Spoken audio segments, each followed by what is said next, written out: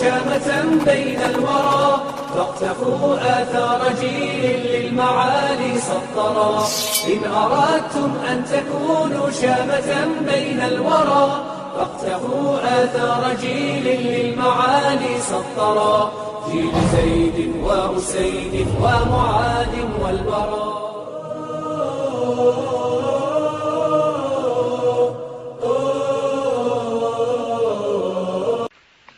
بسم الله الحمد لله والصلاة والسلام على رسول الله وعلى آله وصحبه ومن والاه. رب اشرح لي صدري ويسر لي أمري واحلل عقدة من لساني يفقهوا قولي. Mes frères et sœurs, après une coupure de 2 dimanches, nous voici de retour, grâce à Allah Azza wa Jal, de notre voyage que l'on a fait avec les jeunes en Andalousie, qui s'est très bien passé, alhamdulillah, grâce à Allah. Qu'Allah subhanahu wa ta'ala fasse que l'année prochaine on le fasse et que vous soyez avec nous. Car vraiment, alhamdulillah, c'était un bon voyage, alhamdulillah. Aujourd'hui, normalement, il est prévu qu'on continue notre série sur les sœurs. On l'a commencé. On a fait ensemble ma sœur Repens-toi. Avant ça, j'avais fait ma sœur Pourquoi refus-tu de porter le hijab. On a fait aussi un jour dans la vie d'une musulmane, la place de la femme en islam. Et sachant que c'est un retour de voyage et qu'on ne s'est pas vu, je me suis dit on fait un thème décontracté. Et après, la semaine prochaine, on continue cette série sur les sœurs. La semaine prochaine, bi'idhnillah, on va parler du vêtement de la femme en islam. Mais aujourd'hui, mes frères et sœurs, notre thème, avec l'aide d'Allah subhanahu wa ta'ala, est moi et celle que j'aime. Moi et celle que j'aime. قال الله تبارك وتعالى في سورة البقرة. Allah subhanahu wa ta'ala dit dans سورة البقرة, sourate 2, verset 165, وَمِنَ النَّاسِ مَنْ يَتَّخِذُ مِنْ دُونِ اللَّهِ أَنْدَادًا يحبونهم كحب الله والذين آمنوا أشد حبا لله. Allah Ta'ala dit, parmi les hommes, il en est qui prennent en dehors d'Allah des égaux à lui. Il y a des gens qui associent à Allah subhanahu wa ta'ala, qui prennent en dehors d'Allah des égaux à lui en les aimant comme on aime Allah. On arrive aujourd'hui à une époque où il y a des gens qui aiment des gens, des personnes ou des choses comme ils aiment Allah. Or, les croyants sont les plus ardents en l'amour d'Allah. Les croyants, normalement, ils aiment Allah plus que tout. Ceci est un message à tous les hommes qui se plaignent de l'éloignement de leur chéri. À toutes les femmes qui se plaignent de l'éloignement de leurs petits copains, ou de leurs copains, ou du frère qu'elles fréquentent sur le net ou autre. À tous ceux qui ont bu le verre de l'amour ensemble, qui ont passé des journées ensemble, qui ont veillé des nuits, qui se sont fortement aimés, je m'adresse à vous en vous demandant, pourquoi n'êtes-vous pas heureux? Pourquoi n'êtes-vous pas heureux? Chers frères et chères sœurs, à vous ces histoires, concentrez-vous bien et écoutez-les avec votre cœur. Une sœur s'adresse à nous en disant, je m'appelle Samira, et je vous raconte mon histoire alors que je suis dans une petite chambre. À côté de moi se trouve mon fils qui allait encore. Je vous écris ces paroles alors que les regrets du monde entier se trouvent au sein de mon cœur. J'étais comme toutes les jeunes filles. Mon seul rêve était de porter une robe blanche et de vivre heureuse avec celui que j'aime dans un appartement seul. Alhamdulillah, c'est ce qui s'est passé. Allah m'a offert un homme très pieux. Mes rêves se sont réalisés et j'ai passé avec lui les meilleurs moments de ma vie. Je vous jure par Allah que chaque couleur que je voyais quand j'étais avec lui était belle. Chaque son que j'entendais quand j'étais dans notre appartement était merveilleux. Allah nous a de plus offert une très belle fille qu'on a appelée Fatima. À son arrivée, elle a rendu la maison encore plus heureuse qu'elle ne l'était. Mon mari, nommé Rohanen, il s'appelait Rohanen, travaillait dans une société qui lui donnait un très bon salaire, ce qui faisait qu'on vivait dans l'aisance, alhamdulillah. Quand il rentrait du travail, la maison était bien propre. Je l'accueillais avec des belles paroles. Il me demandait d'une voix si douce, « As-tu prié, Samira ?» Je lui répondais, « Oui. » Je lui enlevais son manteau et ses chaussures, et lui préparais les chaussons pour qu'il aille se laver le visage dans la salle de bain, et pendant ce temps, je me précipitais à mettre le repas à table.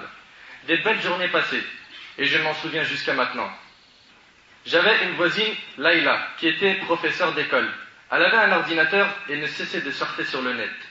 Je lui rendais souvent visite et la voyais souvent chatter. Elle me disait qu'elle avait beaucoup de copains et copines sur le net et m'a encouragé à demander à mon mari de m'acheter un ordinateur et de m'installer le net. Des jours passaient et Layla ne cessait de me parler de ses amis du net, de son amour pour eux et comment elle arrivait à s'occuper pendant la journée sans s'ennuyer grâce au net. J'ai proposé à mon mari de m'en acheter un, il refusa de suite. Puis il me promit de m'en acheter un après mon accouchement. Elle avait déjà Fatima et elle était enceinte. Il lui a dit, après ton accouchement, je t'achète l'ordinateur. Les jours passèrent vite et Allah nous offrit le nouveau-né, Mourad, qui s'appelait Mourad. Ghanem, son mari, m'a donc offert un ordinateur. J'attendais avec impatience qu'il aille au travail ou à la mosquée pour prier afin que j'aille surfer sur le net et chatter. Mon mari m'aimait très fort et ne me laissait manquer de rien. Quand il rentrait du travail à une heure imprévue, il me voyait stressé. J'essayais vite de fermer la page du net qui était ouverte. Et lui, il me disait « Qu'est-ce que tu as, Samira ?» Je répondais rien, mais je pense que l'ordinateur est un peu lent. Je lui mentais. Il me souriait puis partait calmement. Quand j'étais chez Layla, j'apprenais comment envoyer des fichiers et des photos. Et de là, toute la souffrance et tous les malheurs ont commencé. J'ai commencé à négliger les prières et parfois je la délaissais pendant des jours. Mon mari ne cessait de me le signaler. Les jours passaient, puis je fis la connaissance d'un homme sur le net qui avait pour pseudo M. Il versait sur moi des paroles d'amour avec une voix si douce et si apaisante. Plusieurs fois je me reprenais et me disais « Ittaqillah, crains Allah Samira, là tu es en train de tromper ton mari, crains Dieu !» Mais Shaitan, mon nefs, mon ego, ne cessait de m'ordonner le mal, et cet amour furtif était plus fort que moi. Mais je le dis sincèrement, si j'étais proche d'Allah, j'aurais été plus forte qu'eux. Je commençais à négliger la maison, à tel point que quand Rohan rentrait du boulot, la maison était en désordre. Mon fils Mourad, lorsqu'il pleurait, je ne l'allaitais pas. Pendant des heures, tellement j'étais très prise par celui que j'ai commencé à aimer sur le net. Parfois, je m'étonnais de ce que je faisais, car mon mari me disait des paroles encore plus belles que cet homme-là. Et comme vous le savez, mes frères et sœurs, le shaitan embellit le haram. Il l'embellit. Wa alaykum assalam wa rahmatullah. Et surtout, mon mari était beaucoup plus sincère que ceux que je connaissais sur Internet. Je ne comprenais pas pourquoi j'ai aimé cet homme de cette façon. Est-ce pour sa voix, pour ses belles paroles, pour sa douceur? Je suis arrivé au point où je rêvais de voir sa photo. Je passais des heures et des heures sur le net. J'entendais l'adhan, mais je me sentais très lourde et très lente. Ma peur pour Allah avait diminué à cause de mon éloignement de la prière, du Coran et de la bonne compagnie. Mon mari ne me demandait plus rien, ne me reprochait plus rien, entre autres la perte de temps. La perte de temps qui est pire que la mort, comme l'a dit l'imam Ibn al-Qayyim, rahimahullah. Pourquoi? Car la perte de temps te coupe d'Allah, alors que la mort te coupe juste des gens du bas monde.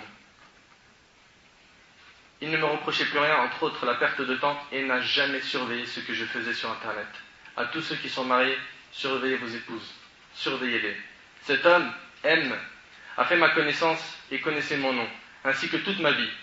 Je lui disais constamment que j'aimais mon mari, que mon bonheur était avec lui et que je n'avais besoin de personne d'autre à part lui. Mais lui ne cessait de me dire, oui, mais l'amour a un autre goût. L'amour a un autre goût. Il m'envoya, un jour sa photo par mail, devant laquelle j'étais émerveillé. Shaitan avait rendu son regard éblouissant. Ses doigts posés sur ses joues le rendaient triste ou amoureux. Je commençais à m'attacher à lui très fortement et à m'éloigner énormément d'Allah. Quand mon mari travaillait de nuit, je restais toute la nuit devant mon ordinateur à parler avec lui. Et je lui disais que maintenant, je l'aimais plus que moi-même et que je souhaitais le rencontrer même si j'appréhendais cette rencontre, tout en étant encore hésitante. Il me remerciait pour ses paroles et me disait « Tu es la meilleure femme du monde ». Il me mentait. Et je savais qu'il mentait, mais ses paroles avaient beaucoup d'effet sur moi. Pourquoi? Parce que le shaitan, il facilite justement que le cœur se perce rapidement quand la personne elle est faible et quand elle s'éloigne d'Allah. J'ai même oublié le hadith du prophète alayhi salatu wassalam qui disait, d'après Amr ibn Abi Rabi'a radiyallahu anhu, que l'homme ne s'isole pas avec une femme qui lui est illicite sans un homme, un mahram, sans que Shaitan sera leur troisième, rapporté par Ahmed. Elle s'est isolée avec cet homme sur Internet, comme beaucoup de nos sœurs aujourd'hui s'isolent avec des hommes sur le net, sur MSN, sur Facebook, et ils parlent ensemble, et ils s'isolent. Et au début, c'est des bonnes intentions. Et ils parlent même de religion. Et ils parlent même de mariage. Ça part avec des bonnes intentions. Mais le problème, mon frère et ma sœur, toi qui m'entends, sache que le shaitan ne va pas vous rater. Et il va tout faire pour vous faire tomber. Wallahi al-azim, il va tout faire pour vous faire tomber. Et d'ailleurs, tu peux le remarquer, toi qui es concerné par ce sujet, que ton comportement avec cet homme, ou toi, tu peux remarquer qu'avec cette femme, tu n'es plus le même que tu l'étais au début. Au début, tu avais cette pudeur, tu avais une barrière quand tu parlais avec elle. Maintenant, tu l'as plus. Sache que demain, ça peut aller beaucoup plus loin que ça. Que l'homme ne s'isole pas avec une femme qui lui est illicite sans un homme, car Shaitan sera leur troisième. Voilà les paroles du prophète sallallahu alayhi wa sallam. Quiconque désobéit à ces paroles, qu'il assume ce qui va lui arriver. Et ce hadith est rapporté par Ahmed. Samira dit, j'ai oublié le Coran, que je ne cessais de lire. Les hadiths que j'écoutais souvent à la radio, quand j'ai commencé ma vie avec Ronan, je me sentais grave affaibli. Je sentais que j'étais pris en otage par cet homme. Je suis maintenant en train de pleurer pendant que je vous écris ces lignes, et je vais vous annoncer la fin de cet amour mensonge. Toutes les personnes qui prennent le chemin du haram, wallahi, sur cette terre, ils ne connaîtront pas la joie, sans compter dans l'au-delà.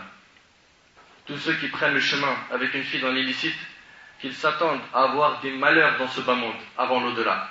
Je parle à tous mes frères et sœurs, à tous les yeux qui vont lire mon histoire, à toutes les oreilles qui vont l'écouter, à tous les cœurs qui vont le ressentir. Ton amour, qui n'est pas dans la satisfaction d'Allah, est un malheur, une tristesse, un poids sur le cœur. Wallahi, vous le savez mes frères et sœurs, que aimer dans le haram, c'est se rabaisser et s'humilier. Et aimer dans le halal, quand tu es marié, aimer les gens de ta famille, tes proches, aimer pour Allah, tes frères, les sœurs entre elles, aimer pour Allah, c'est ce qu'il y a de plus beau. Et c'est ce qui fait en sorte que ta foi augmente et ta relation avec Allah aussi. Mais quand tu aimes dans le haram, tu te sens rabaissé. Tu te sens plus pourri qu'une chaussette trouée. Crois-moi sur parole, je sais ce que je dis. Une personne qui prend le chemin du haram et qui commence à draguer, que ce soit sur le net, téléphone ou n'importe quel autre moyen à la bibliothèque quand il va réviser ou autre, quand il a une relation avec une fille et que celle-là est dans le haram, les deux se sentent rabaissés. Pourquoi ? Parce qu'ils veulent atteindre une chose qu'ils n'arrivent pas à atteindre. Cette chose est le bonheur, et le bonheur se trouve auprès d'Allah subhanahu wa ta'ala. Et c'est pas avec l'accès du diable que tu vas trouver le bonheur. Crois-moi, je sais ce que je dis. Cet homme m'a donné son numéro. Donc elle parle de Monsieur M sur internet, qui lui a donné son numéro de téléphone portable.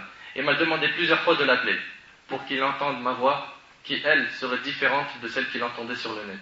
Regardez les ruses du diable. Je savais qu'il voulait connaître le numéro duquel j'allais appeler. J'hésitais énormément, jusqu'au jour où mon mari me dit qu'il avait du travail dans une autre ville pendant 3 jours. Et là, le shaitan, il s'est emparé de son esprit. J'ai montré à mon mari que j'étais triste, alors qu'au fond de moi, j'étais très heureuse qu'il partait pendant 3 jours. Mon mari me disait, tu as grave changé, Samira. La maison est toujours en désordre. Ta prière, tu ne cesses de la négliger.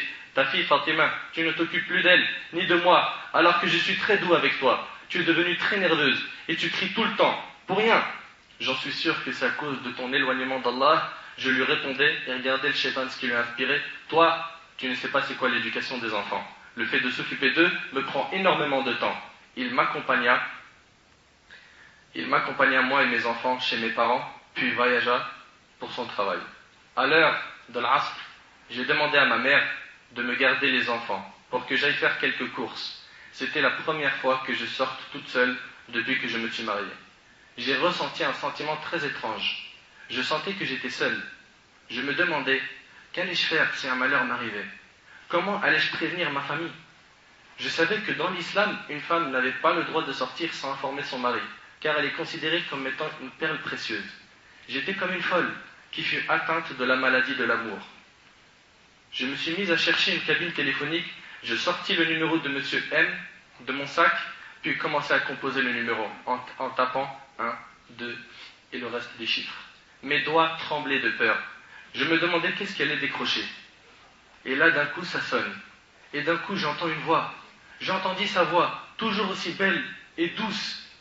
Sa voix qui me disait « Oui, qui est-ce » Je répondis « C'est ta chérie Samira ». Je ne pus résister aux tendres paroles qu'il m'a dites au téléphone. Il me demanda ensuite « Où es-tu, Samira ?» Je lui décrivis exactement l'endroit où je me trouvais. Je sortis de la cabine pour l'attendre en me posant toujours la question, est-ce que je rentre chez mes parents ou est-ce que je l'attends pour au moins bénéficier d'un de ses regards? Un quart d'heure après, une magnifique voiture s'arrêta devant moi. Les vitres commencèrent à descendre petit à petit, puis son visage apparut devant moi. J'étais sûr que c'était lui, car c'était la même photo que j'avais reçue par email. Je n'en croyais pas mes yeux. J'étais comme une folle. Il me dit, viens, entre Samira. J'hésitais à monter dans sa voiture, puis il insistait, entre s'il te plaît ma chérie. On va juste faire un tour en voiture, puis on revient au même endroit. Mes pieds se dirigeaient tout seuls vers la voiture. J'ouvris la porte tout doucement, puis m'assis à côté de lui. De là commença les malheurs. On aurait dit que je suis monté dans le bateau des malheurs, dans le bateau de l'enfer. Je me suis rappelé mon mari, et mes larmes commencèrent à couler. Je me suis rappelé mon père, ma mère, mes frères et sœurs. Il resta calme, puis il me dit affectueusement, « Samira, qu'est-ce que tu as ma chérie ?» avec la plus douce des voix que j'ai pu entendre de ma vie. Il regarda mon visage, puis me dit, « Oh mais qu'est-ce que tu es belle !» Mes larmes ne cessèrent de couler, car j'ai senti que j'ai trahi mon mari. Comment j'ai pu me permettre de me retrouver dans cet endroit? Il me demanda, tout en étant étonné, « Samira, est-ce la première fois que tu sors avec un homme ?» Je répondis « Oui ». Il me dit, « Samira, n'aie pas peur, ne pleure pas. Tu m'as bien dit que tu m'aimais quand on discutait sur le net. Pourquoi as-tu peur ?» Je répondis, « Oui, mais s'il te plaît, tu sais que je suis marié et j'ai peur que quelqu'un nous voie ensemble. » Il dit, « N'aie pas peur. » Puis il commença à accélérer en voiture. Mon cœur battait à 100 à l'heure. « Où va-t-on » lui demandai-je.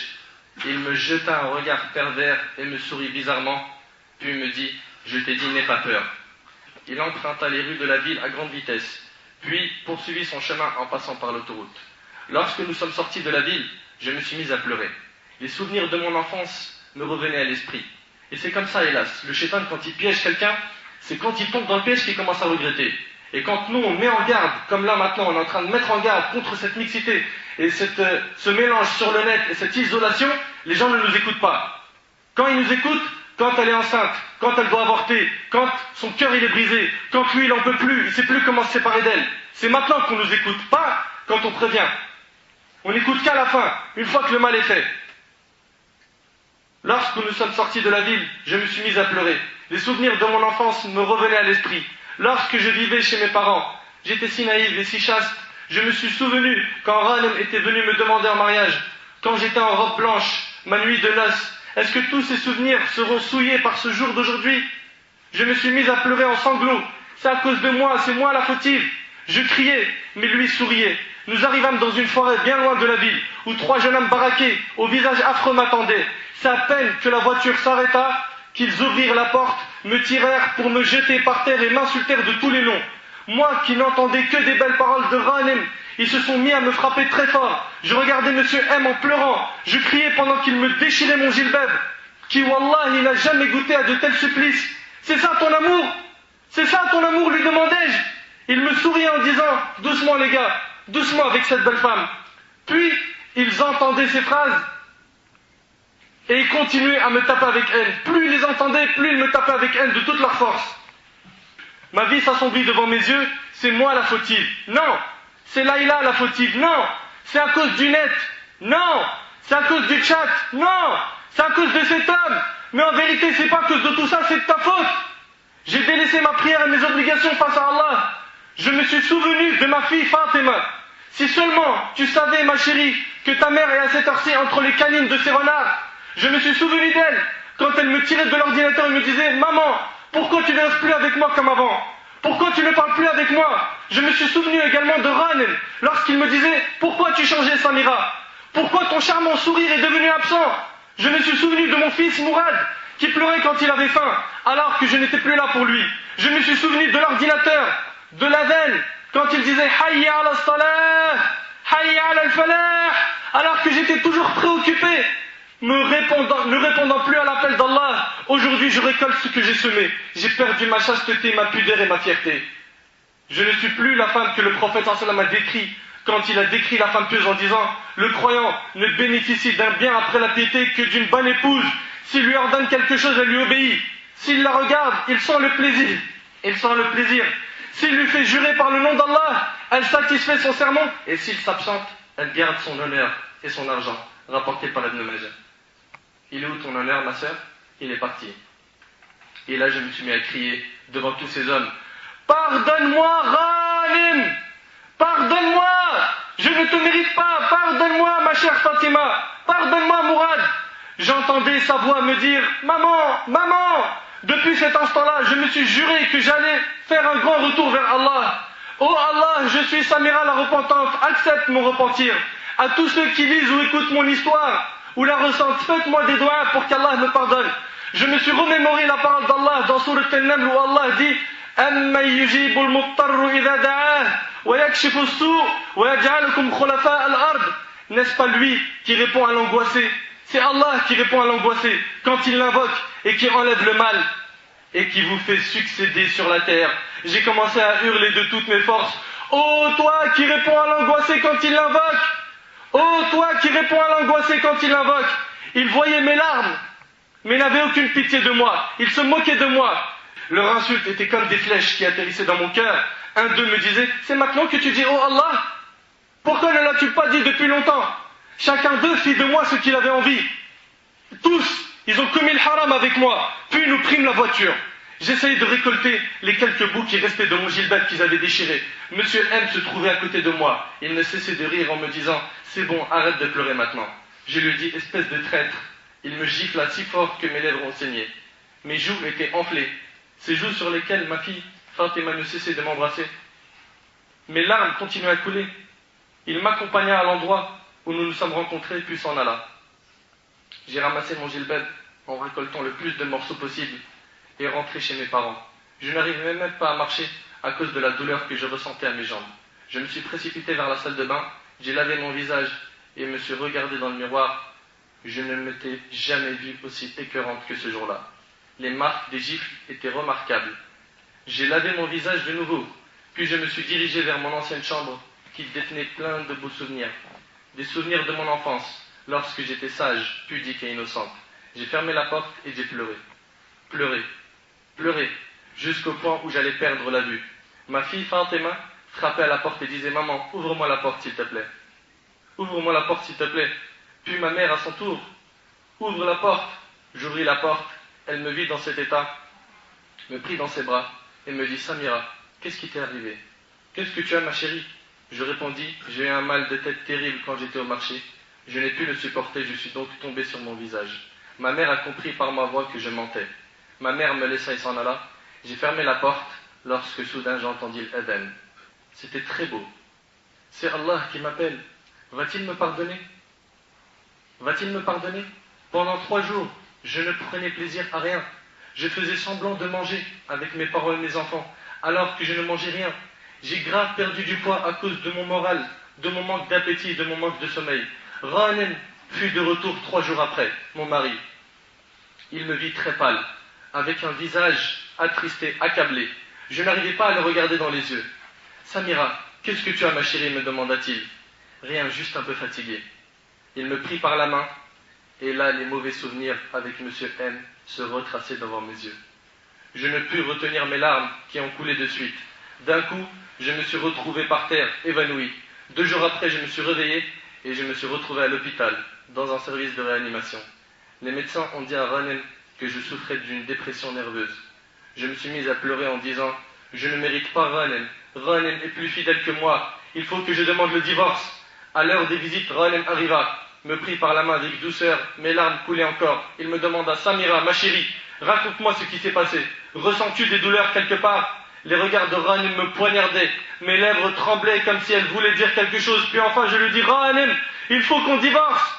Ces paroles étaient pour moi impossibles à dire, mais je les ai quand même dites, car je savais que j'avais souillé ma pudeur par cet amour trompeur. Je l'ai supplié à plusieurs reprises. « Ghanem, s'il te plaît, répudie-moi, je ne te mérite pas. » Il me disait « Samira, tu es folle, retourne vers Allah, reviens à Allah, lis le Coran, éloigne-toi de ces fréquentations, demande à Allah qui te pardonne. » Je pleurais encore, car il ne savait pas dans quoi j'étais tombé.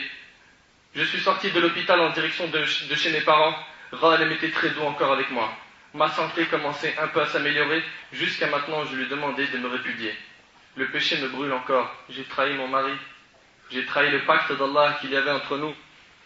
Ghanem me laisse à me reposer un peu chez mes parents. Et jusqu'à maintenant, je ne sais pas quoi faire. Je suis rentré dans ma chambre, me suis assise sur mon bureau pour vous écrire.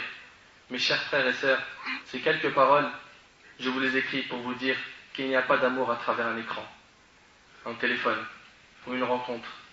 Mais le vrai amour, c'est l'amour qu'Allah et son messager alayhi salatu wassalam nous ont autorisé. Réveillez-vous, ô vous qui cherchez une femme sur le net. Réveillez-vous, ô vous qui passez votre temps sur les chats, sur Facebook. Et en plus de ça, les sœurs qui vont sur Facebook pour attirer l'homme de leur vie, elles mettent des photos, a'udhu billah, de shaitan. Craignez Allah, mes sœurs, enlevez ces photos. Si tu dois rentrer sur Facebook pour voir des pages ou des choses religieuses, mais pas de photos, mais pas ta photo, crains Allah et enlève-la. Ça va t'attirer que des problèmes, tu vas rencontrer un renard comme celui-là. On te prévient aujourd'hui, demain on ne pourra plus te prévenir. Quand tu tomberas dans le panneau, on ne peut plus te récupérer. Mon frère, toi qui chattes avec une fille, crains Allah. T'aimerais qu'on fasse ça avec ta sœur? T'aimerais qu'on le fasse à ta cousine? Avec ta fille? Mais c'est des dettes que tu vas payer tôt ou tard.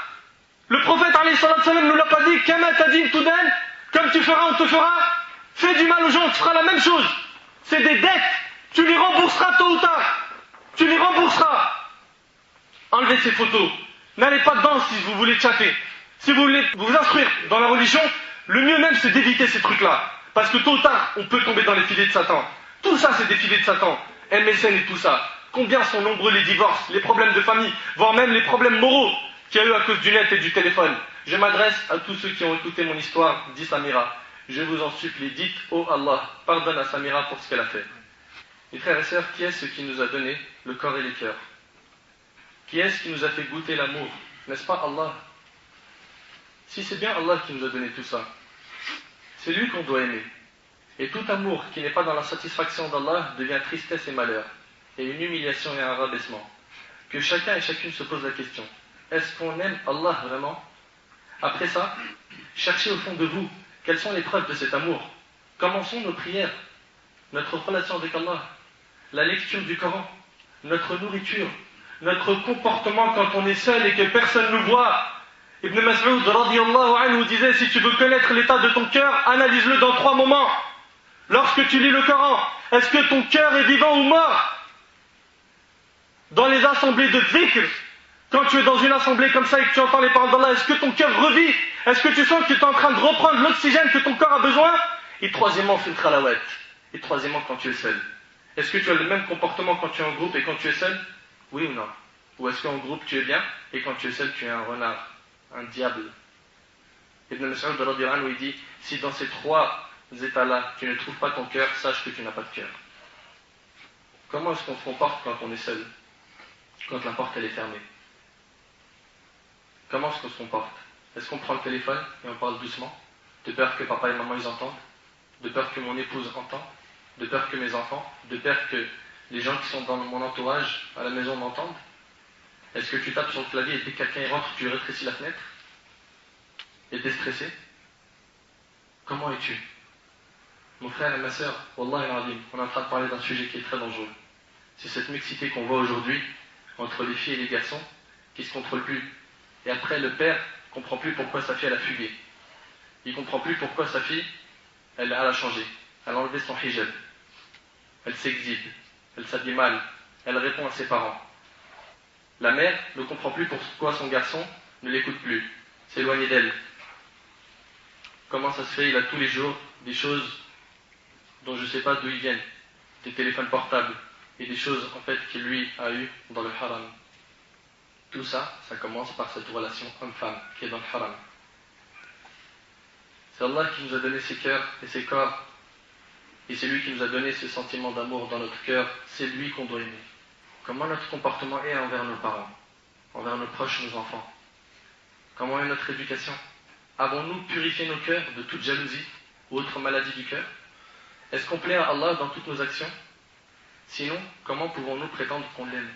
Le vrai amour est lorsqu'un frère voit une femme jolie, qui est belle, il baisse son regard immédiatement en se disant « Crains Allah ». Ce regard ne plaît pas à Allah. Il peut m'emmener vers la perdition. Et c'est également lorsqu'une sœur observe un homme qui lui plaît, ou le voit à la télé, ou autre, elle se met à baisser le regard en disant « Non, ce regard ne plaît pas à Allah ». Et vous savez mieux que moi que tout démarre à partir de ce regard. Ce regard, c'est la flèche du diable. Dès qu'elle pénètre le cœur, c'est terminé. Ce regard illicite que Shaitan te demande de faire, puis une fois que tu l'as fait et que tu as pris goût, la deuxième démarche, prends le numéro de téléphone, le rendez-vous, etc., etc. Et la quasi-totalité de ces relations finissent par la fornication. Attends-toi à ce que le diable se désavoue de toi le jour du jugement, après que tu aies fait tous ces péchés. Allah dit dans Surat Al-Hashr, Surat 59, verset 16, que le diable va dire كَمَثَلِ الشَّيْطَانِ إِذْ قَالَ لِلْإِنسَانِ اكْفُرْ فَلَمَّا كَفَرَ قَالَ إِنِّي بَرِيءٌ مِّنْكَ إِنِّي أَخَافُ اللَّهَ رَبَّ الْعَالَمِينَ. Ils sont semblables au diable quand il dit à l'homme sois incrédule, mais crois. Le diable, ce qu'il veut de toi en numéro 1, c'est que tu sois un mécréant. Sois incrédule. Puis quand il a mécru, quand l'être humain sera mécréant, il dira le jour du jugement je te désavoue, car je redoute Dieu, le Seigneur de l'univers. T'imagines un petit peu? Le diable va dire je te désavoue, j'y suis pour rien, moi je crains Allah. T'es conscient de ça? Le diable il va dire j'y suis pour rien, moi j'ai peur de Dieu. Il te mène à ta perte et il se désavoue. Il te dit j'y suis pour rien. Écoutez avec moi ce verset qui nous montre qu'on ne doit jamais privilégier l'amour de ce bas monde par rapport à l'amour d'Allah et de son prophète alayhi salatu salam et celui de l'au-delà. Allah tabarak wa ta'ala dit dans Surat At-Tawbah, Surat 9, verset 24, قل إن كان آباؤكم وأبناؤكم وإخوانكم وأزواجكم وعشيرتكم وأموال اقترفتموها وتجارة تخشون كسادها ومساكن ترضونها أحب إليكم من الله ورسوله وجهاد في سبيله فتربصوا حتى يأتي الله بأمره. Allah subhanahu wa ta'ala s'adresse à nous. Dit, si vos pères, vos enfants, vos frères, vos épouses, vos clans, les biens que vous gagnez, le négoce dont vous craignez le déclin, et les demeures qui vous sont agréables, vous sont plus chers que Dieu, son messager, et la lutte dans le sentier de Dieu, alors attendez que Dieu fasse venir son ordre. C'est une menace, une promesse de châtiment. Si tu aimes, écoute bien, tes enfants, tes parents, tes épouses, tes clans, ta richesse, les négoces, tout ça, plus que Dieu, son prophète sallam, et la lutte dans son sentier, attends-toi à un châtiment de la part d'Allah. Et c'est une menace faite de la part de Dieu. Attention à ce qu'on ne fasse pas partie des pervers si on met en avant l'amour de ce bas monde. Tôt ou tard, les gens connaîtront ta vérité. Alors ne mens pas à cette fille. Et toi aussi, ma sœur, sois sincère, ne mens pas. Ne mentez pas. Toutes ces relations qui ont lieu avant le mariage et qui ne sont pas conformes à la religion sont basées sur le mensonge. Les gens ne font que de mentir pour séduire et plaire à la personne qui est en face. Que du mensonge. Je me rappelle qu'un de mes voisins, qui habite dans notre cité, Wallahi al-Azim, Wallahi Allah est témoin que cette histoire est vraie. Il a connu une fille pour le mariage. Et il lui a dit, la seule chose que je veux savoir, si tu me permets, c'est est-ce que tu as eu un rapport avec un homme autrefois ou pas? C'est tout, je veux rien savoir d'autre. Elle lui a dit, moi, j'ai jamais dit bonjour à un homme étranger. Jamais. Je me suis toujours préservé. Cet homme-là, ce jeune-là, qu'Allah subhanahu wa ta'ala le protège, c'est un jeune, franchement, mashallah, il a une bonne relation avec Dieu. Et Allah, justement, l'a récompensé par ça. Ce jeune, il me dit, Wallahi al-Azim, il me dit, je te jure, mon frère, que cette nuit-là, j'ai dormi, et j'ai vu en rêve, écoutez bien ce que je vous dis, hein, j'ai vu en rêve que j'étais en train de chatter sur MSN, et qu'il y a des hommes qui m'ont dit, tu connais cette fille, toi? Mais c'est une fille mauvaise. Alors je dis, mais comment ça mauvaise? Bien sûr que c'est une fille mauvaise. Tiens, garde mon contact et on va en discuter ensemble. Il s'est réveillé le matin avec le nom de 2 pseudos d'MSN dans sa tête. Le nom de 2 pseudos d'MSN dans sa tête. Wallahi, c'est une histoire vraie. Il les a rentrés dans ses MSN, en contact, et il n'a pas parlé de la fille au début. Et la fille, elle venait de Belgique, et lui de Paris 19e. Vous imaginez un petit peu? Tôt ou tard, Allah montre la vérité aux gens. Tôt ou tard, ce voile sera démasqué. Et il commence à parler avec eux sur MSN et ils deviennent potes. Après, il leur dit, vous connaissez pas une fille qui s'appellerait comme ça, qui habite dans telle ville en Belgique? Quoi? Mais faut même pas citer son nom. Mais elle, on compte même pas le nombre de péchés qu'elle a fait. Wallah al-Azim, il me raconte cette histoire. Il me dit, qu'est-ce que je dois faire? Je dis, qu'est-ce que je dois faire? C'est même plus un message que tu as eu de la part d'Allah. C'est tout. Subhanallah.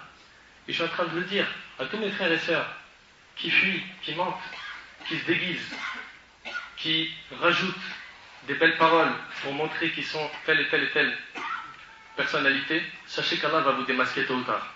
Soyez sincères, prenez le chemin droit dès le début. Le chemin du mariage, il est très clair, il est simple, il est facile.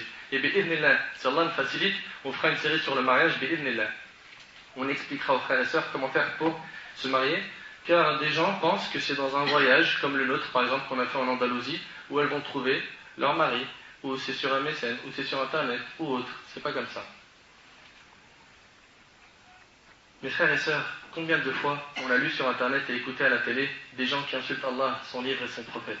Combien de cœurs ont été touchés par ce fait? C'est Allah et son prophète qui méritent le plus d'être aimés. C'est son livre qui mérite le plus d'être aimé. Mes frères et sœurs, avez-vous déjà fait ce que je vais vous dire maintenant? Écoutez bien. Chacun de nous va se diriger vers la salle de bain vers 6h du matin. Il va faire ses ablutions et il se dirige vers sa chambre afin de se préparer à la prière et faire quelques prières surrogatoires. Là, 6h du matin, c'était à l'époque où le Fajr, il était tard. Moi, je parle d'avant le Fajr. Donc là, maintenant, ça serait plutôt 4h. Qu'y a-t-il de mieux au monde que de parler à Allah en direct, de lui avouer tous nos péchés, et de lui demander pardon, et de rester seul avec lui? On connaît tous l'histoire de Yusuf alayhi salam. C'était un jeune qui avait reçu la moitié de la beauté qu'Allah a mis au monde. Vous imaginez, la moitié de la beauté, Allah il a donné au prophète Yusuf alayhi salam. C'est-à-dire que prend le plus beau gosse des beaux gosses, là, le mannequin, des mannequins, je sais pas quoi, le top modèle des hommes, il ne vaut même pas un sur 1000 de la beauté de Yusuf alayhi salam. Lorsque la femme du roi d'Égypte tomba amoureuse de lui et qu'elle le provoqua en essayant de le rapprocher d'elle, et elle était très très belle, jusqu'au point où tout le monde parlait d'elle. Les gens ils ont dit, la femme du roi d'Égypte, elle est folle, elle est trop proche du prophète Yusuf, elle veut trop essayer de le séduire, elle veut le ramener au haram. Mais pourquoi? Parce qu'il était très très beau et elle aussi très très belle. Allah tabaraka wa ta'ala dit à son sujet dans Surat Yusuf, Surat 12, verset 23, وَرَاوَدَتْهُ الَّتِي هُوَ فِي بَيْتِهَا عَنْ نَفْسِهِ وَغَلَّقَتِ الْأَبْوَابَ وَقَالَتْ هَيْتَ لَكَ قَالَ مَعَاذَ اللَّهِ إِنَّهُ رَبِّي أَحْسَنَ مَثْوَايَ إِنَّهُ لَا يُفْلِحُ الظَّالِمُونَ. Or, celle qui l'avait reçu dans sa maison essaya de le séduire plusieurs fois, des regards, lui cherchait par son côté droit, à gauche, devant, derrière. Elle essayait de le séduire. Et un jour, elle a craqué, elle a explosé. Et ça, hélas, on a beaucoup de sœurs qui craquent et qui explosent. Et qui vont aujourd'hui draguer des mecs. Ça fait partie des signes de la fin du monde, ça. Mais c'est affolant. Ma sœur, ressaisis-toi. T'as aucune valeur en faisant ça. Même cet homme, le maximum qu'il voudra de toi, c'est juste te faire perdre ta virginité, c'est tout. Après, tu seras ce mouchoir dont il s'est mouché, il t'a jeté à la poubelle. Pour le mariage, il veut pas une fille comme ça. Il veut une fille justement qui est inaccessible, dure à avoir, qui se couvre, qui se préserve, qui ne s'exhibe pas. En faisant ça, tu n'auras que de mauvais maris. Ça, c'est si tu te maries avec lui. Et elle ferma bien les portes. Quand elle a craqué, elle a fermé les portes de sa chambre. Et elle lui a dit, viens, je suis prête pour toi. Allez, on est parti pour le haram. On est seul, personne ne nous voit. J'ai fermé les portes. Imagine-toi un peu, tu te retrouves dans cette situation. Un jeune, il pourrait dire, ah, je suis dans la nécessité là. Je n'avais pas le choix, t'as vu? Je suis le chasse, frère. Elle m'a enfermé. C'est chaud. C'est chaud, frère. T'es fou, quoi. Tu connais l'histoire de Abu Bakr al-Meski? Je vais la raconter avant de raconter cette histoire. Abu Bakr al-Meski, c'était un homme pieux. Une fois, il passe et il était très beau, à côté d'une maison, et une femme l'appelle par la fenêtre en lui disant, j'ai besoin d'une aide, une aide. Il monte avec une bonne intention, il rentre, elle ferme la porte, elle s'habille avec une tenue laisse tomber provocante, et elle lui dit, tu sors pas de chez moi tant qu'on n'a pas commis la fornication. Si tu le fais pas, j'ouvre la fenêtre, je crie que tu m'as violé, que tu as fait ci, que tu as fait ça. C'est chaud, hein? Vous savez ce qu'il a fait? Il a dit, est-ce que tu me permets de rentrer aux toilettes, juste me préparer, me faire beau? Il dit, bien sûr. Il est rentré aux toilettes, il est ressorti avec des excréments sur son visage et sur son corps. Il les a pris, il a essuyé son corps et son visage, il lui dit, maintenant je suis beau, viens. Viens. Elle a dit, mais il est fou, ouvre la porte, sors. Et il est sorti, et les gens se sont moqués de lui. La nuit, il a entendu une voix lui dire, tu as mis cette mauvaise odeur par crainte d'Allah, Allah te l'échange à partir d'aujourd'hui par un parfum bon comme le musc. Et là où il marchait, il sentait le parfum sans se parfumer. T'as bien en retour ce qu'il a eu? Yusuf alayhi salam, qu'est-ce qu'il a dit quand elle lui a dit viens, je suis prête pour toi? Il dit qu'Allah me protège. Ma'adallah, qu'Allah me protège. C'est mon maître qui m'a accordé un bon asile. Vraiment, les injustes ne réussissent pas. Elle invita les femmes autour d'elle, les femmes de grand statut, les riches, à manger. Parce que les femmes ne comprenaient pas pourquoi elle était devenue folle de Yusuf. Elle a donné à chacune d'elles un couteau pour couper la viande, les fruits et manger avec. Puis pendant ce temps-là, qu'elles étaient en train de couper la nourriture, ces belles femmes de grand statut elles aussi, elle a demandé à Yusuf d'entrer dans la salle. Donc elle est accompagnée de ses amis, et elle demande à Yusuf d'entrer. Quand il entra, et qu'elles le virent, de sa beauté, elles s'en coupèrent les doigts et tombèrent toutes amoureuses de lui. T'imagines que c'est toi qui est beau comme ça? Et tu te retrouves dans cette situation-là, où une femme, elle t'agresse pour faire le haram. C'est pas aujourd'hui, c'est toi, tu es prêt à marcher derrière elle pendant 4 km pour savoir elle habite où, avoir son numéro comme un guignol. Hein? À tous les frères, je m'adresse à vous. C'est bien les femmes, sortir avec une fille, c'est bien. Ça te tranquillise, c'est pépère. Mais la fin, c'est quoi? Yusuf, alayhi salam, quand la femme du roi a tout fait pour faire le haram, jusqu'au point où elle a fermé les portes du palais, etc., qu'est-ce qu'il lui a dit? Il lui a répondu, quand elle lui a dit qalat hayta lak, viens, je suis prête pour toi, il lui a dit quoi? La réponse, elle est dans le Coran. Qala rabbi as-sijnu ahabbu ilayya mimma yad'unani ilayhi. Il dit, ô mon Seigneur, la prison est préférable à ce à quoi elle m'invite. Il a préféré la prison à la fornication. C'est incroyable, wallahi. Ça, c'est l'amour des prophètes et des gens pieux. Subhanallah. Quand on fait une comparaison entre l'amour des pieux et le nôtre, on s'aperçoit qu'il y a des gens parmi nous qui aiment les choses qu'Allah déteste. Parmi nous, il y a des gens qui aiment ce qu'Allah déteste. Tu fumes, pourquoi? C'est makruh. Makruh de qui? D'Allah. Là, on prend le raisonnement de c'est makruh, détesté. C'est détesté par Allah et toi tu l'aimes. Aujourd'hui, les gens aiment ce qu'Allah déteste. Or, tu devrais aimer ce qu'Allah aime, même si c'est la prison que tu auras. La deuxième histoire. La première, c'était celle de Samira. C'est l'histoire de Yasser qui se trouvait dans un des hôpitaux, sur un lit blanc, isolé dans une chambre seule. Des infirmières et infirmiers ne cessaient d'entrer le voir, gardant toujours le sourire, même s'ils avaient un peu peur de lui approcher, à cause de sa maladie. Sa maladie a anéanti toutes ses forces. Son visage blanc est devenu sombre. Sa main, qui était si forte, ne parvenait même plus à porter un verre d'eau. Alors qu'il était dans cet état, un homme pieux s'approcha de lui et lui sourit. Yasser lui sourit également, puis cet homme lui dit « C'est l'occasion de te purifier de tes péchés, ô Yasser. Patiente et demande la récompense auprès d'Allah. Ceci est le destin d'Allah. Profites-en pour te repentir auprès de lui. » Yasser le regarda d'un regard voulant dire beaucoup de choses. Il ferma ensuite les yeux, puis se mit à pleurer. Avec beaucoup d'espoir, il regarda cet homme et lui dit « Ô Cheikh, j'étais un jeune très beau, plein de force et d'énergie. Quand soudain je suis devenu accro à Internet, il n'y avait pas un site où il y avait la notion de S-E-X sans que je le connaisse. Pas une photo de femme sans que je ne l'ai regardée. J'ai pris le bateau du haram, je profitais du fait qu'Allah cachait mes fautes, mes défauts auprès des gens. Je voyageais d'un pays à l'autre afin de rencontrer des chanteuses et faire le haram. Et ceci jusqu'à ce que je suis tombé malade. Sa voix commençait à trembler, ses lèvres à trembler, puis il a dit « Je suis malade du sida, ô Cheikh. Ô Cheikh, l'écran de l'ordinateur m'a trahi. De même que les clips et les messages. Je suis maintenant sur un lit, ne parvenant plus à bouger. Mon père ne me rend plus visite. Mes frères viennent une fois par mois me voir. Ils ont peur de ma maladie. Ma mère, puis il se mit à pleurer. Ma mère, qui était la femme la plus douce, la femme au grand cœur, ne me rend visite qu'une fois par semaine, tout en espérant ma mort.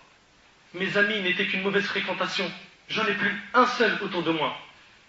Il n'y a pas un seul de ces amis-là qui m'a rendu visite depuis qu'il a appris ma maladie.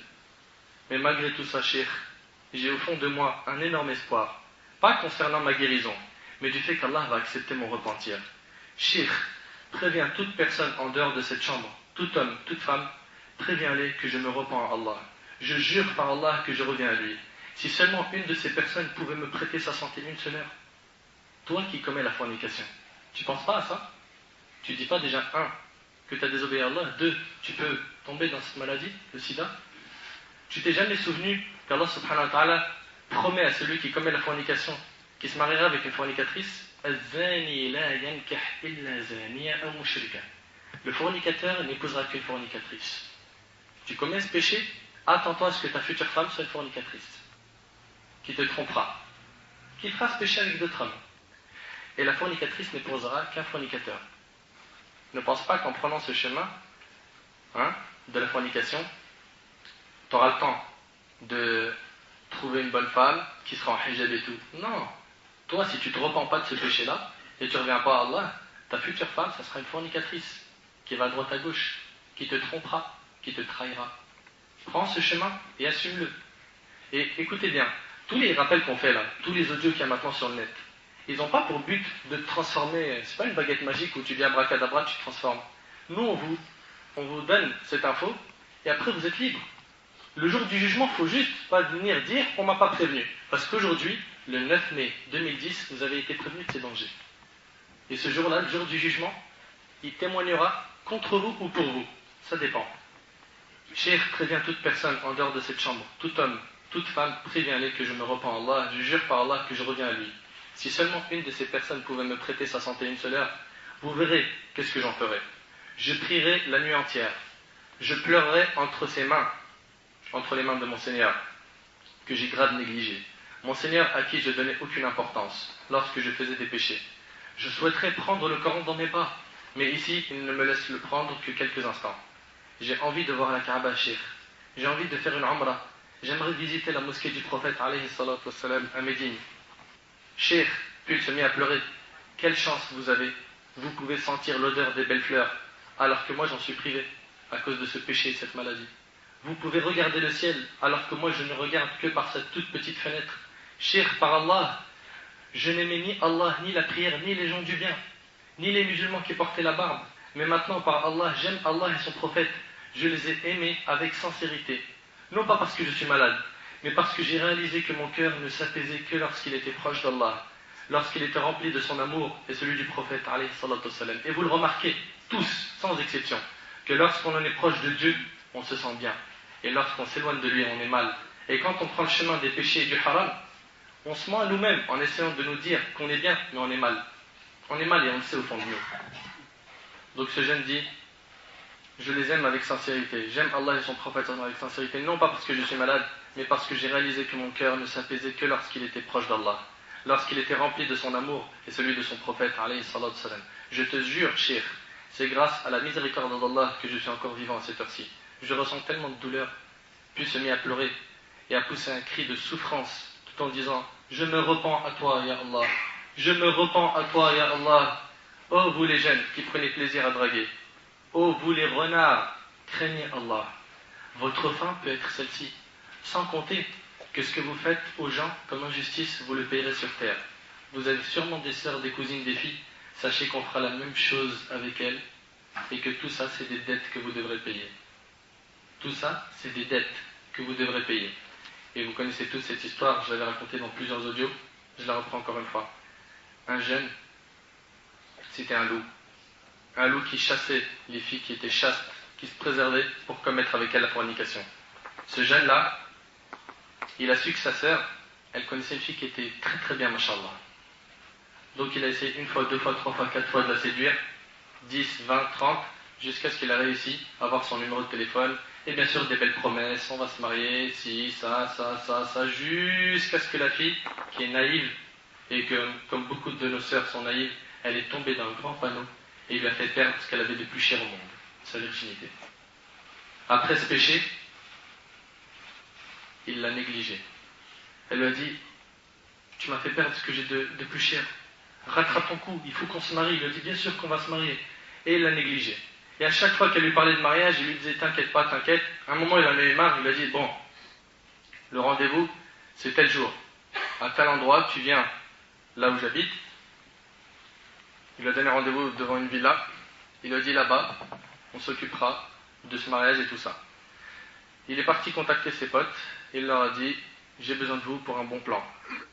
J'ai besoin que quand cette fille elle vienne, vous la violez, vous lui faites la misère, vous la tuez, vous me débarrassez d'elle. Je ne veux plus entendre parler d'elle. Ils lui ont dit, t'es notre pote, on te doit ça, bien sûr. Entre potes, normal. Et le jour J, elle devait aller justement pour ce mariage mensonge. Elle se prépare pour y aller et son petit frère il tombe grave malade. Donc elle appelle la fille, sa copine, qui est la sœur du loup.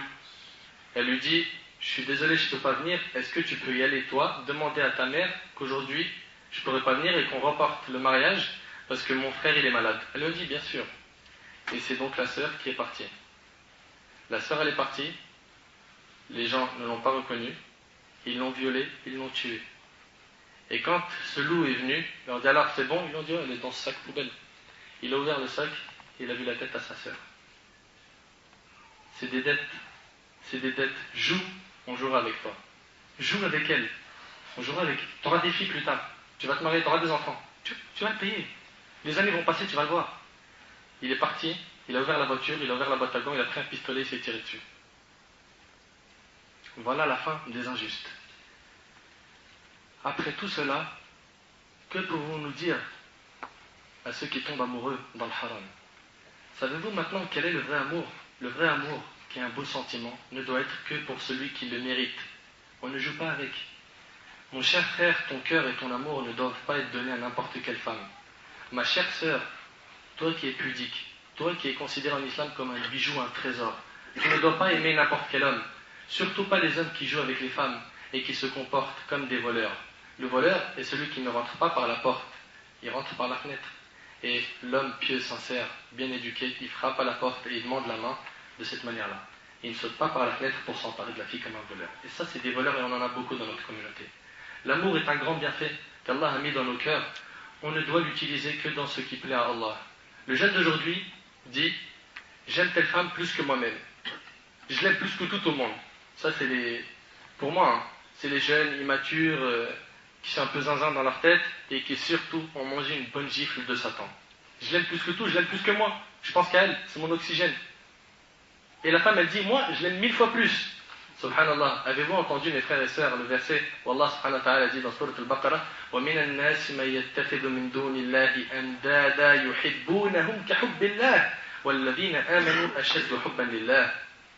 Parmi les hommes, il en est qui prennent en dehors d'Allah des égaux à lui, en les aimant comme on aime Allah. Ils aiment ces choses-là ou ces personnes-là comme ils aiment Allah. Or, les croyants sont les plus ardents en l'amour d'Allah. C'est vrai, tout amour qui n'est pas pour plaire à Allah est une injustice en soi-même. Vous savez pourquoi? Car notre âme ne supporte que l'amour d'Allah et l'amour pour Allah. Tout amour qui n'est pas pour plaire à Allah est une injustice en soi-même, car notre âme ne supporte que l'amour d'Allah et l'amour pour Allah. Écoutez également ce qu'Allah dit dans Surat Al-Baqarah, verset 166. إِذْ تَبَرَّأَ الَّذِينَ اتُّبِعُوا مِنَ الَّذِينَ اتَّبَعُوا وَرَأَوُا الْعَذَابَ وَتَقَطَّعَتْ بِهِمُ الْأَسْبَابُ. Regardez un petit peu, Allah il nous décrit quoi? Allah il dit, quand les meneurs, ceux qui mènent les gens là, désavoueront le suiveur, ceux qui t'ont mené, ils vont se désavouer toi qui les as suivis. Quand les meneurs désavoueront le suiveur à la vue du châtiment, le jour du jugement, ils vont voir le châtiment, ils vont dire, non, j'y suis pour rien. Je t'ai jamais dit sors avec une meuf. Je t'ai jamais dit, ouais, si tu sors pas avec une meuf, t'es un mec chelou, t'es bizarre. Je t'ai jamais dit, toi, si tu connais pas un garçon, t'auras pas d'expérience avant le mariage et tout. Non, ils vont se désavouer de toi. Et après, Allah il dit, les liens entre eux seront bien brisés. Le jour du jugement, la femme dira, oh un tel, toi, un tel, monsieur M ou X, tu m'as aimé, comment peux-tu me laisser? Mais lui se désavouera d'elle. Ma sœur, celui qui t'a aimé dans le haram se désavouera de toi. Alors délaisse-le au plus vite. Prends de ma part ce conseil. Essaye de bien comprendre. Si tu aimes cet homme dans le haram, si tu l'aimes vraiment, lâche-le. Si tu l'aimes vraiment, lâche-le. Car il se peut qu'il soit la cause de ta perte. Pareil pour toi, mon frère. De même, lui il dira, oh une telle, tu me disais que ton cœur était rempli de mon amour, et maintenant tu te désavoues de moi? Ô frère qui m'entend, si tu aimes cette fille dans le haram, délaisse-la, lâche-la avant qu'il ne soit trop tard, et que le regret ne serve plus à grand chose. Allah dit dans Surat Al-Baqarah, Surat 2, verset 167, وَقَالَ الَّذِينَ اتَّبَعُوا لَوْ أَنَّ لَنَا كَرَّةً فنتبرأ منهم كما تبرأوا منا كذلك يريهم الله أعمالهم حسرات عليهم وما هم بخارجين من النار.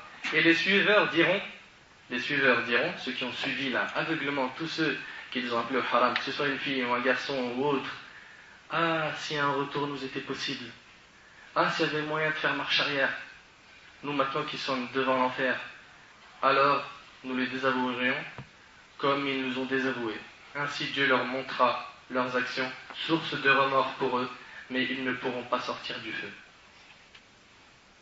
La fin d'une personne qui prend le chemin du haram, c'est le feu. Es-tu prêt à assumer le feu? Si oui, trace ton chemin, mon frère. On n'est pas ici pour te traumatiser ou t'imposer quoi que ce soit. On est ici pour t'éclairer, te dire ce qu'Allah et son prophète disent de telle et telle chose. Tu veux suivre, alhamdulillah, le jour du jugement tu te diras alhamdulillah, grâce à Allah cette personne a été la cause de ma réflexion, de ma guidée. Tu ne veux pas suivre, tu regretteras seul. Troisième histoire, et c'est la dernière, c'est l'histoire de Mohammed qui prend l'avion. Une fois installé, il met sa ceinture et il est bien installé dans l'avion. C'était un homme sportif et charmant, mais une personne qui était loin d'Allah. L'avion a décollé en direction des États-Unis.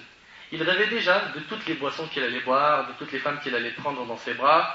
Pendant toute la durée du voyage, il programmait ses vacances, ne s'imaginant pas que celui qui lui a donné la force et la jeunesse pouvait les lui retirer à n'importe quel moment. Arrivé à destination, il est aux States, ça y est, aux États-Unis, il loua un appartement dans lequel il a mis toutes ses affaires, et là ont commencé ses vacances.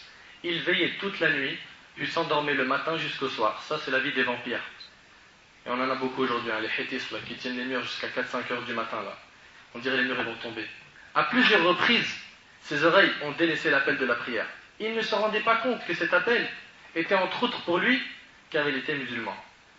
Il a dépensé beaucoup d'argent, a bu plusieurs fois jusqu'au point où il ne savait plus ce qui se passait autour de lui. L'alcool.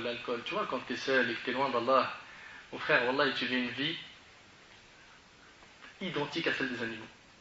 Mohammed disait, ma vie avait pris ce rythme jusqu'au jour où je partis en soirée. Là-bas, j'ai vu plein de belles femmes, hein, les soirées, les pièces du diable, hein, les pubs, la boîte de nuit. Vas-y mon frère, on va s'éclater un coup, on va écouter tel DJ, un tel mix, tel remix, tel mix. D'accord, vas-y mon frère. Nous on est en train de prévenir, on n'est pas en train d'imposer à quelqu'un de prendre tel ou tel chemin. On prévient, le jour du jugement vous n'aurez aucune excuse. Retenez bien cette phrase. Donc il est parti en soirée, où il y a les pièges de Satan. Il a demandé un verre, puis il a commencé à boire, et il donnait même des pots de vin, rachwa. Je savais que l'alcool était haram, mais mes passions m'ont fait tout oublier.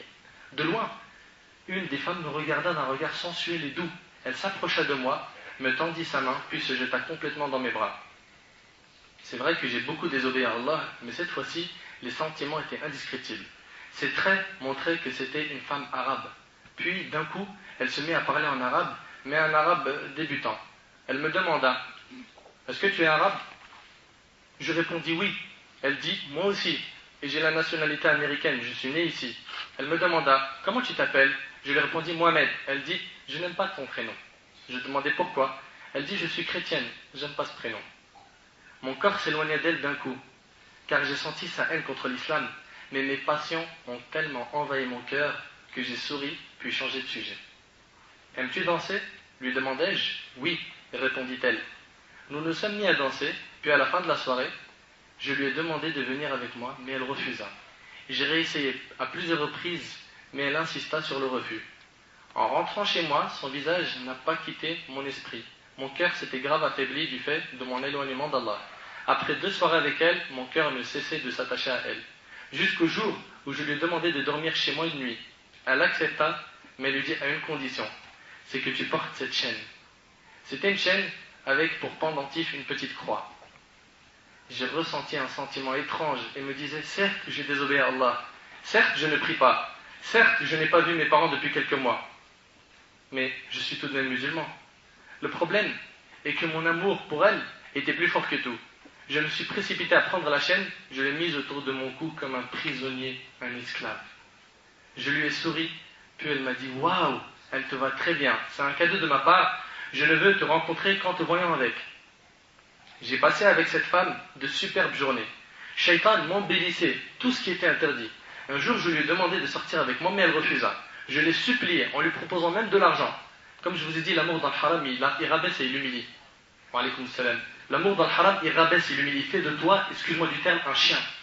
Un chien derrière cette fille, pas un être humain.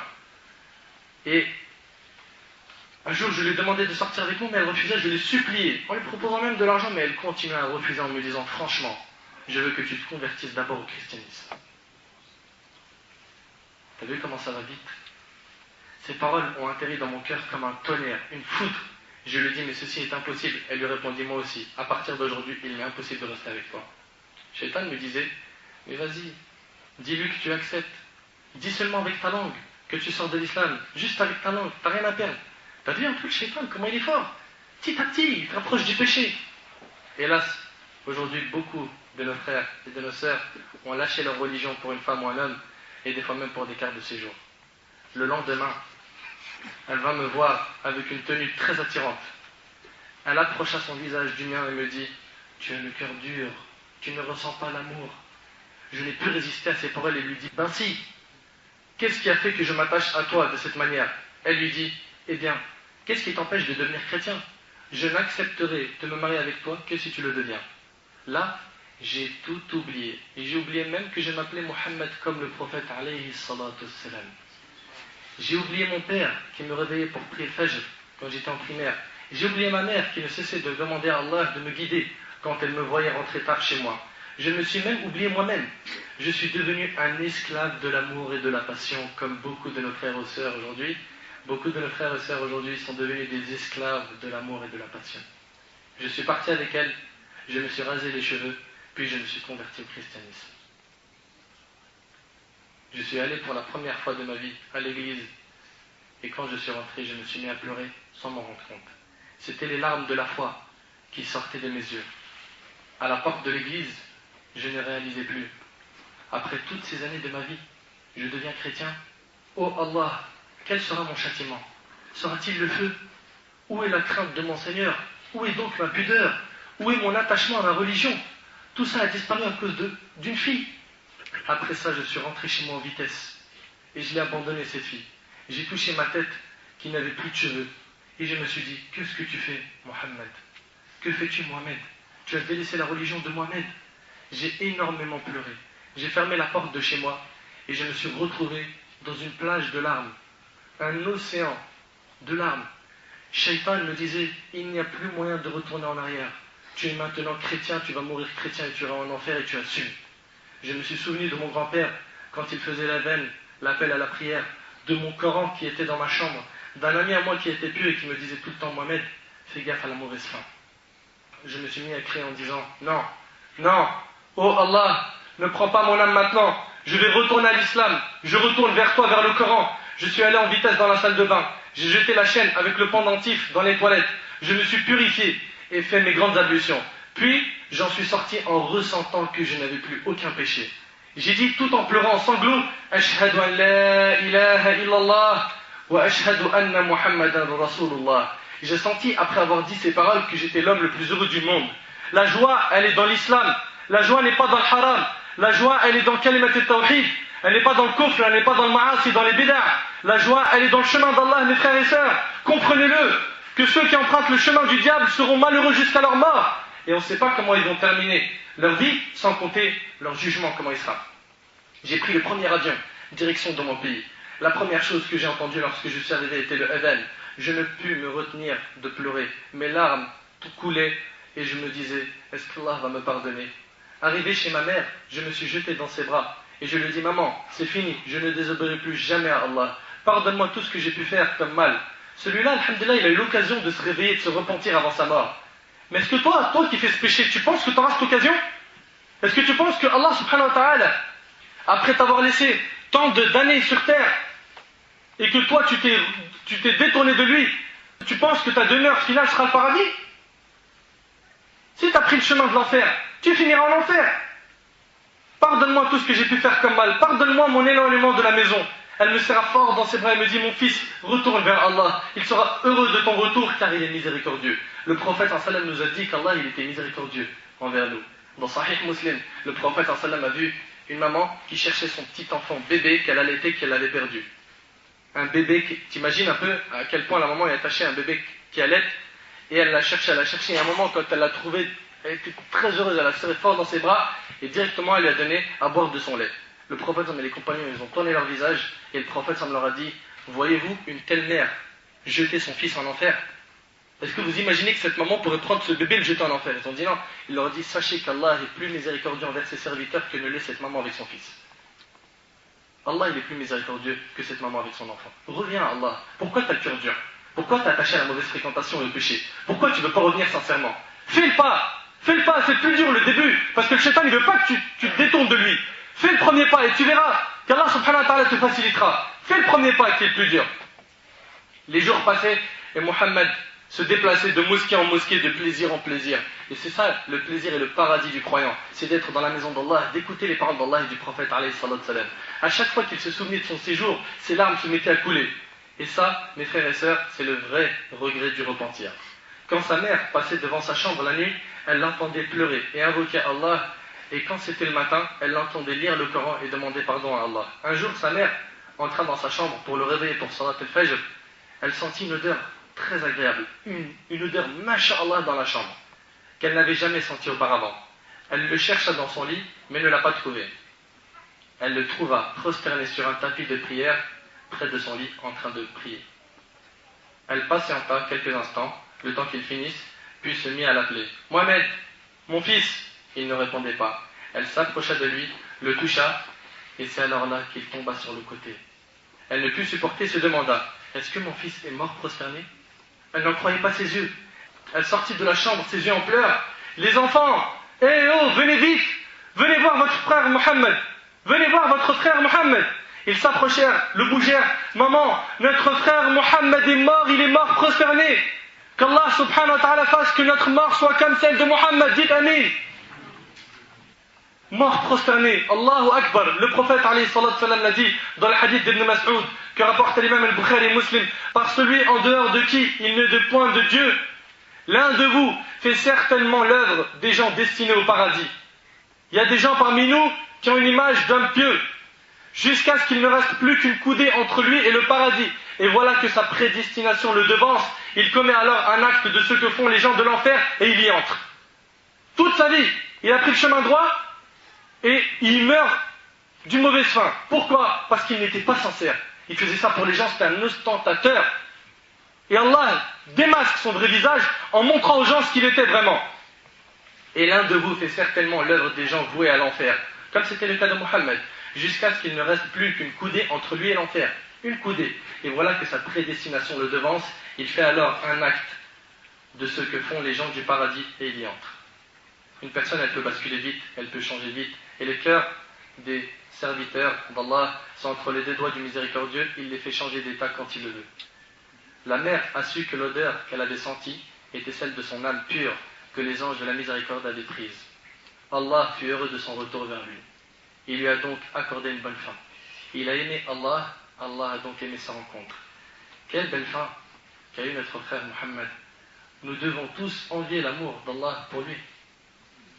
Mes frères et sœurs, signons un pacte avec Allah, comme quoi nous allons faire ce qui lui plaît, et nous éloigner de tout ce qui lui déplaît, et en numéro 1, les relations illicites entre hommes et femmes, et la mixité, l'isolement derrière les claviers, derrière les téléphones et derrière les textos, et même dans des rencontres, dans des endroits où il n'y a pas de mahram, et ce n'est pas ta femme.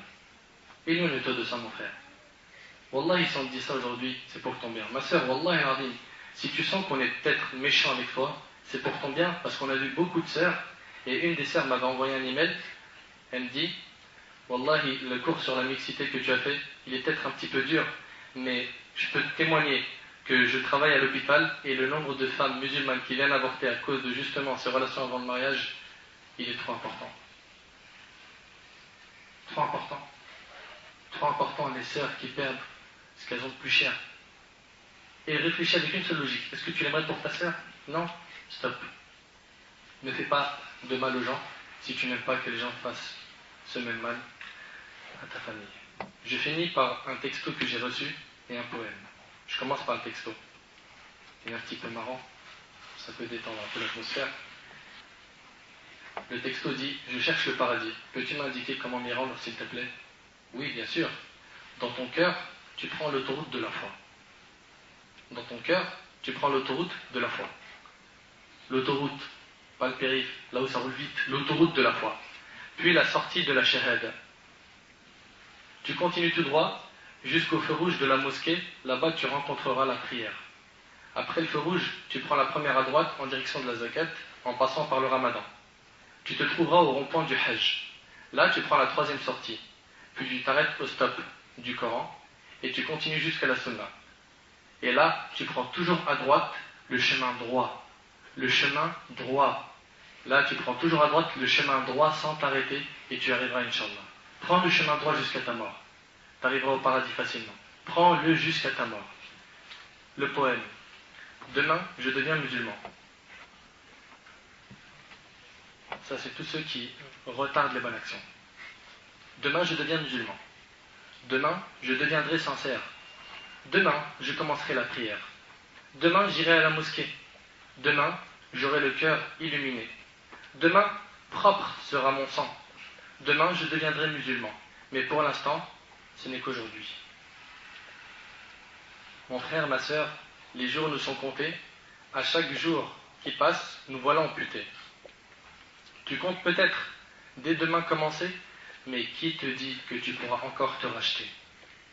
Tu repousses chaque jour les bonnes actions, croyant nativement que ce soir tu stoppes les fusions. Mais entre nous, ça fait combien de temps qu'à toi-même ouvertement tu te mens? Quand t'entends du haut du minaret le rappel, et tu restes sourd à ce parfait appel. Malgré tes beaux yeux, tu restes aveuglé par ce bas monde et tous ses vices cachés. Les jours défilent, les mois, les années passent, et toi jusque maintenant, t'es toujours à ta place. Tu te dis toujours demain, il est trop tôt pour lever mes mains. Le temps est pourtant ton maître, mais toi tu restes comme un traître. T'es pas conscient que t'es dans le faux, et pourtant crois-moi, changer il le faut. Mon frère, ma sœur, les jours nous sont comptés. À chaque jour qui passe, nous voilà amputés. Tu comptes peut-être dès demain commencer, mais qui te dit que tu pourras encore te racheter? Quand viendra ton jour, tu partiras. Mais dis-moi, quel bagage tu emporteras? Celui des erreurs et des bavures, ou celui où jamais tu assures? L'au-delà, ça dure pas qu'un an. Réveille-toi mon grand, ça dure infiniment. C'est pas trop tard, car avant de partir, grandes ouvertes sont les portes du repentir. Réveille-toi, je t'assure, tout n'est pas mort. Occupe-toi plutôt de ce que sera ton sort. Pour chaque acte, bon ou mauvais, tu seras rétribué. Vaut mieux pour toi que vers le bien ta balance soit penchée. Lâche tes délires qui te mènent à rien et espère que le paradis un jour sera tien. Maintenant, si tu le veux, faut le mériter. Et dès à présent, commence à y travailler. Mon frère, ma sœur, les jours nous sont comptés. À chaque jour qui passe, nous voilà amputés. Tu comptes peut-être dès demain commencer, mais qui te dit que tu pourras encore te racheter? Mon frère, ma sœur, la vie d'ici-bas n'est qu'une épreuve avant celle de l'au-delà. Active-toi pour pas que tu aies un goût amer le jour où tu seras mis en terre. Car très vite, tu sauras ce qu'il adviendra de toi.